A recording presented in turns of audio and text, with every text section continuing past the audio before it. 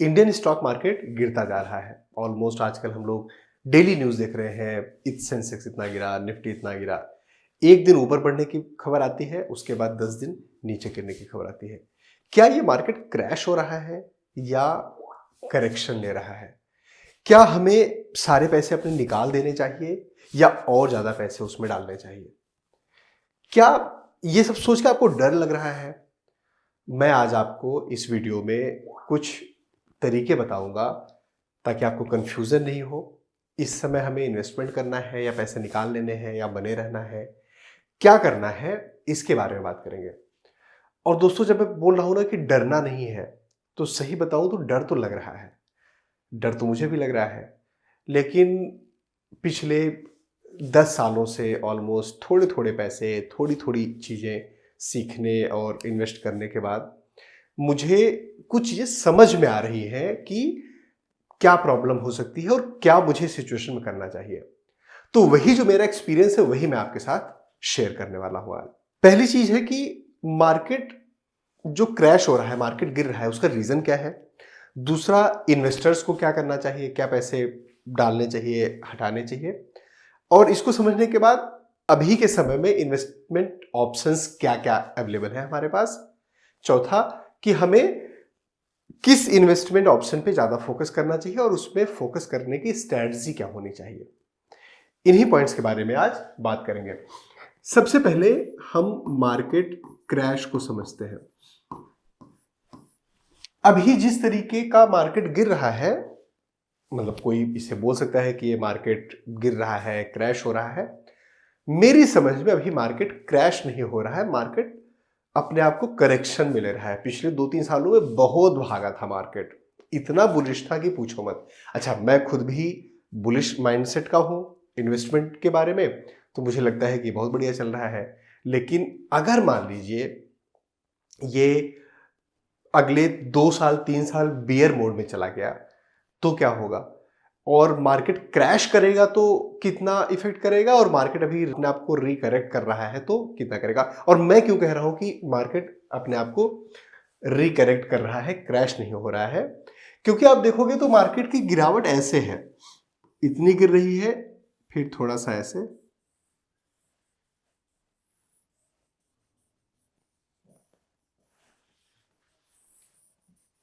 ऐसा आपको मार्केट दिखेगा जब आप पिछले 2-4 महीनों का एनालिसिस करेंगे।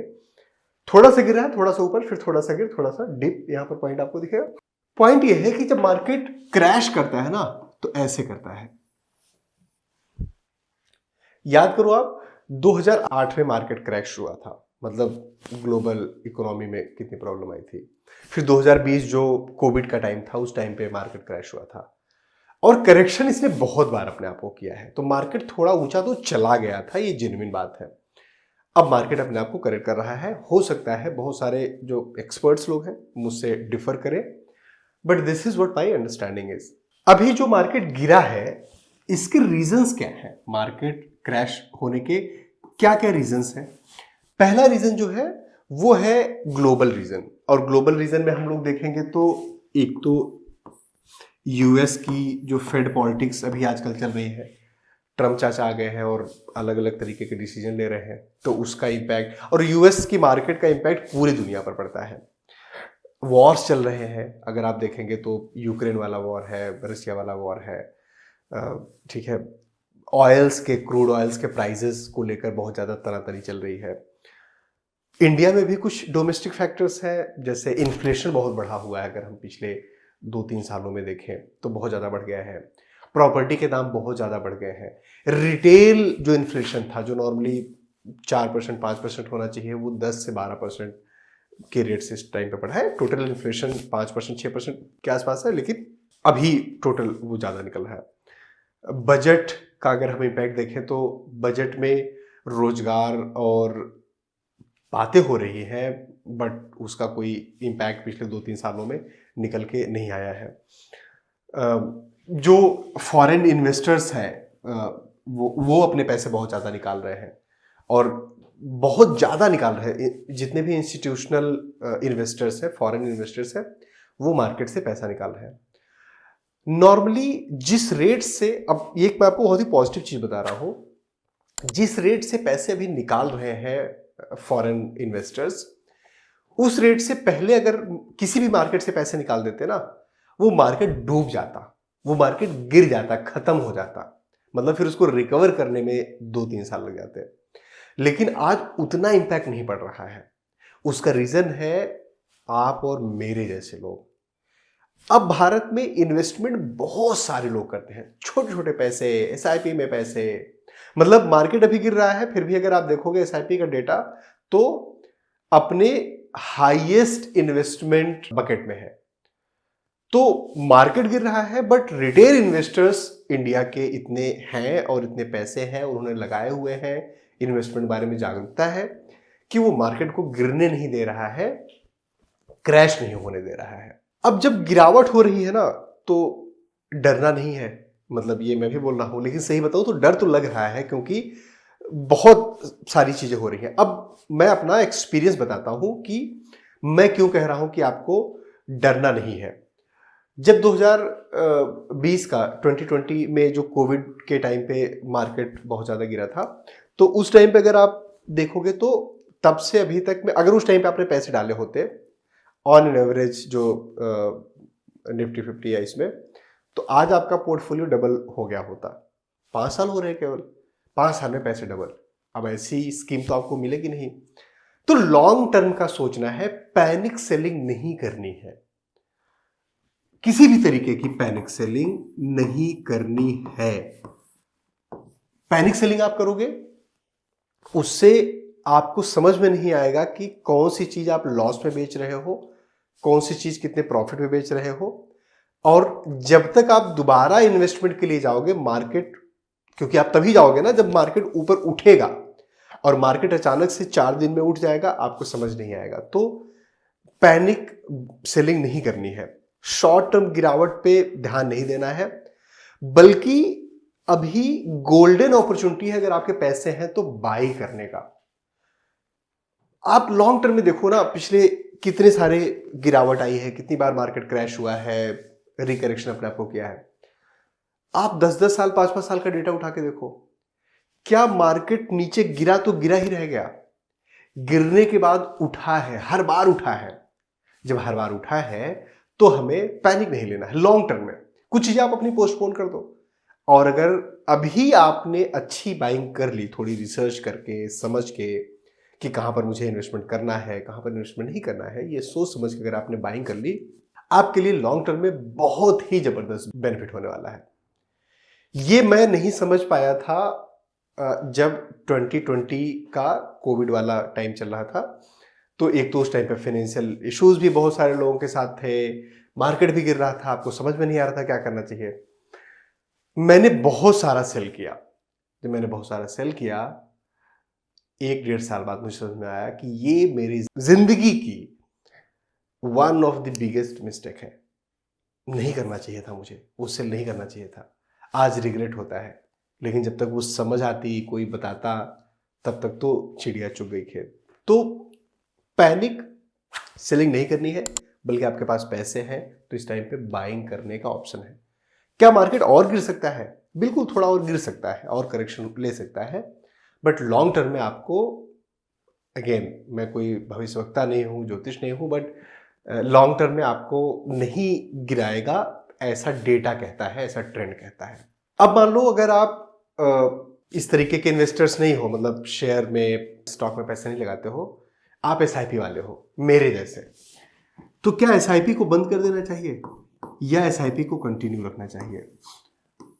एसआईपी नहीं बंद करना चाहिए। एसआईपी आपको जब भी मार्केट गिरने पे ना, एसआईपी जितने पैसे आप डाल रहे थे, 2,000 रुपए 4,000 रुपए डाल रहे थे, जब मार्केट गिरता है तो उस 2,000 रुपए में आपको ज्यादा शेयर्स मिलते हैं, ज्यादा एसआईपी का एनएवी मिलता है, एनएवी मिलता है। तो जब आपको ज्यादा एनएवी मिल रहा है तो आपके लिए वो एवरेज आउट होगा, आपको ज्यादा बेनिफिट है। तो कभी भी मार्केट गिरने पे या मार्केट के ऊपर जाने पे एसआईपी बंद नहीं करना चाहिए या एसआईपी में ऊपर नीचे नहीं करना चाहिए।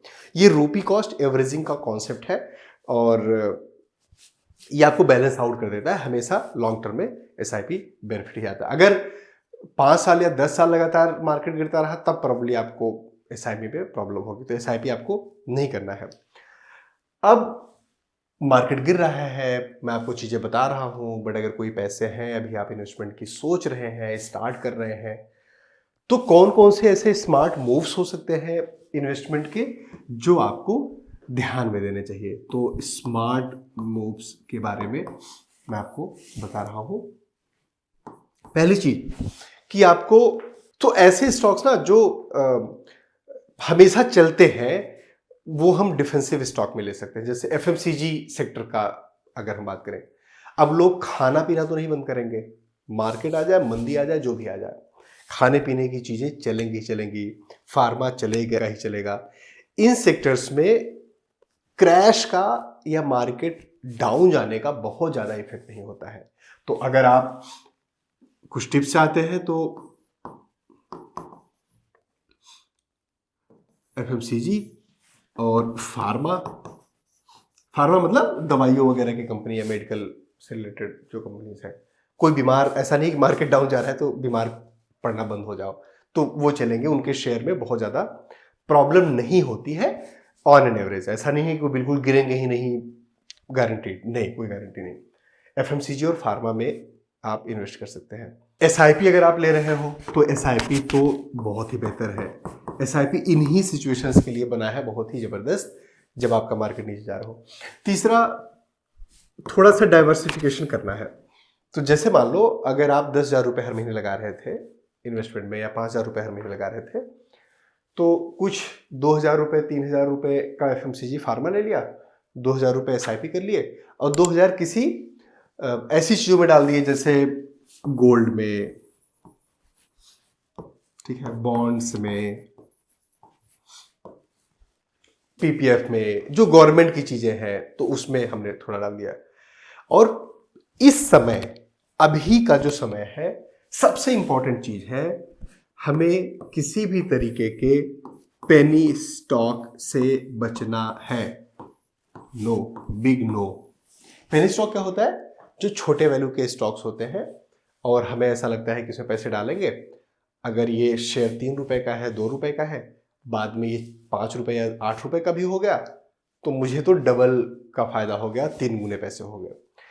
पेनी स्टॉक सबसे ज्यादा अफेक्टेड होते हैं जब भी मार्केट वोलेटाइल होता है, ऊपर नीचे जा रहा होता है। मार्केट ऊपर जा रहा है तो नॉर्मली कुछ बढ़ेंगे कुछ घटेंगे, बट जब मार्केट में फ्लक्चुएशन होती है, सबसे ज्यादा लॉस पेनी स्टॉक के शेयर्स में, पेनी स्टॉक के स्टॉक्स में होता है।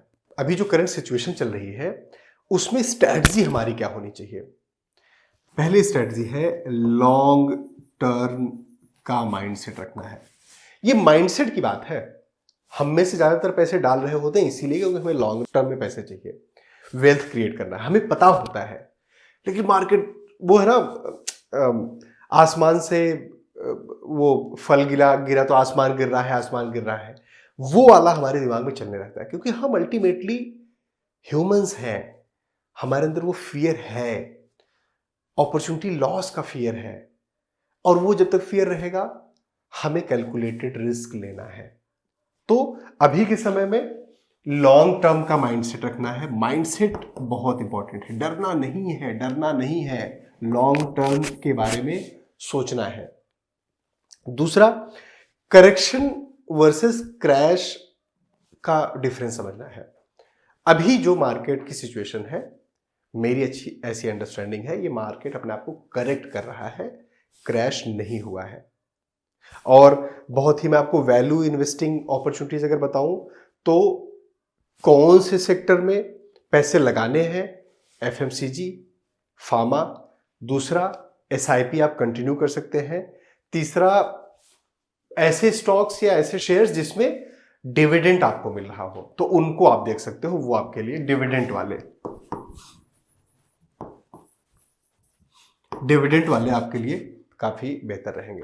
दोस्तों, मुझे उम्मीद है आपको समझ में आया होगा कि क्या करना है, क्या नहीं करना है। मार्केट गिर रहा है तो हमें कितना परेशान होना है। और मैं सही बताऊं, जैसे मैंने स्टार्टिंग में बोला था ना, अभी दोबारा से बोल रहा हूं, डर लगेगा, ऐसा नहीं है कि डर नहीं लगेगा। जो लोग एक्टिवली बहुत ज़्यादा इन्वेस्टमेंट और इन सब चीज़ों में है, मार्केट क्रैश करेगा तो आपको डर लगेगा। डर लगना भी चाहिए, डर लगना कोई प्रॉब्लम नहीं है। डर लगने के बाद ध्यान से सोच के उसके ऊपर सोचना, उस पर मनन करना और फिर एक डिसीजन लेना। अगर आप ये कर सकते हैं तो आप किसी भी तरीके के मार्केट क्रैश, किसी भी तरीके के मार्केट करेक्शन से बचे रहेंगे। दोस्तों, इसी तरीके की और भी वैल्यूएबल इंसाइट्स के लिए, वैल्यूएबल इनपुट्स के लिए हमारे चैनल को सब्सक्राइब करिए। इन वीडियोस को देखते रहिए, लाइक करिए, शेयर करिए, अपने दोस्तों को बताइए और सबसे ज़रूरी और बड़ी बात, अपना और अपनों का ख्याल रखिए। Thank you. जय हिंद।